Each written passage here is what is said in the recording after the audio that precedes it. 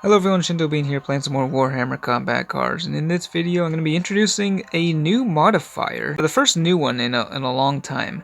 But this one, it functions in the exact same way as the Aura of Rage, which increases the melee attack at the beginning of each turn. But this instead affects psychic attacks, and it is called Warp Storm.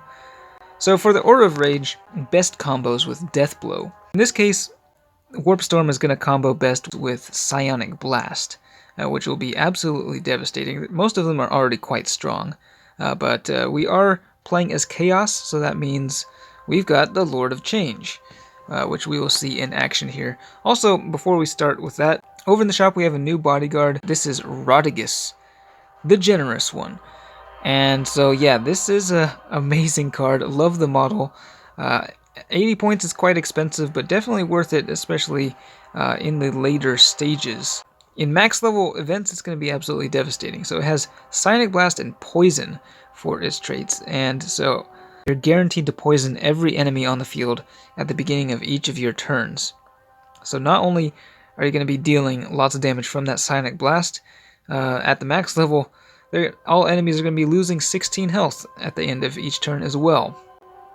And it's got plenty of health, great damage output, so yeah, this is a very good card.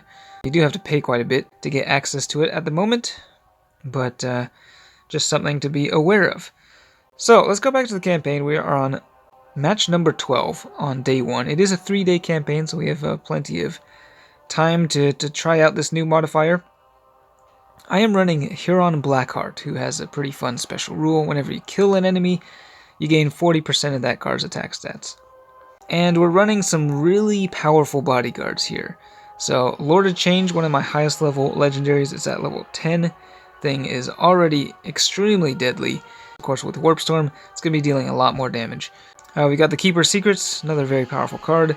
And then to buff them even more, we've got Celeste, who I just upgraded to level 9, so big inspiring presence there, another 30% boost. And that's pretty much what we're doing, is just deploying those 3 at the beginning. Now for backup, we have the Herald of Tzeentch, which is another great card.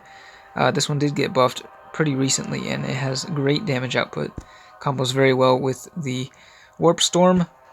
And then we also have the Felgor Ravager Shaman, which is a pretty nice card. Has all 3 attack types and Medicae, so quite valuable. Forgot to mention Warp Storm. Of course, it only affects cards that already have a psychic attack. Now I'm curious if it then combos with Huron Blackheart.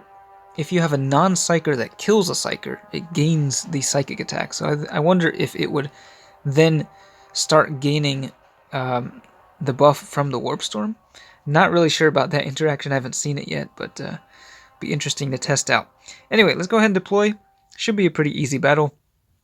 Of course, we're up against Tyranids, who have a fair number of Psykers of their own. Most of their Warlords are Psykers. So we're playing against Gosar.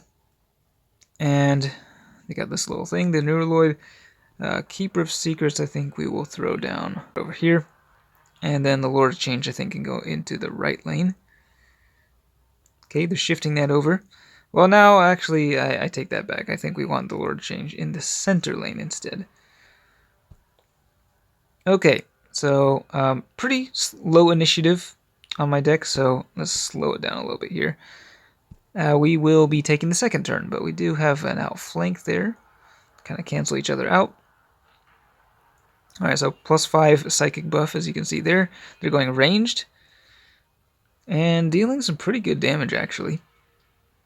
So, Lord of Change is going to unleash its Psionic Blast there. 50 damage to all 3 lanes. So, yeah, we'll just be able to clear the entire board here. Actually, not such a great buff to the Lord of Change. He only gets +2 melee from killing the Neuraloid. But the other's getting a pretty good boost to their ranged attack on the Keeper's Secrets and Celeste. So, yeah, just a really fun special rule. So they're bringing out the Reductus Saboteur and a Lord of War there in the center lane. That's going to be reducing the damage on the Lord of Change by quite a bit, actually. And they're continuing to go ranged, dealing some extra damage from the Big Game Hunter there. Some decently powerful stuff coming out. It would be nice if they shifted that Okay, there we go. I was gonna say, we want as much damage as possible coming from the Lord of Change.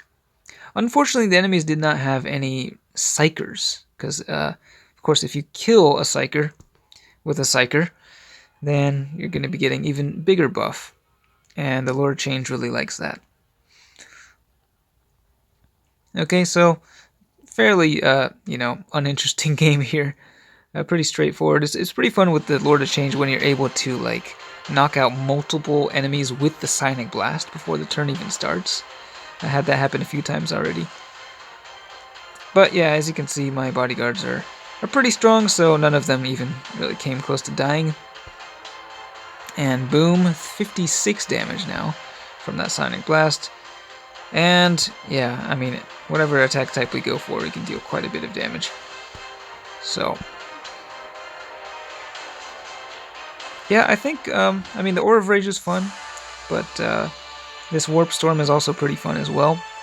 Great time to bring out those cards with Psionic Blast. I actually hadn't run the Lord of Change in quite some time, in like ranked or anything, so I'm glad to have a reason to use it now, being at such a high level.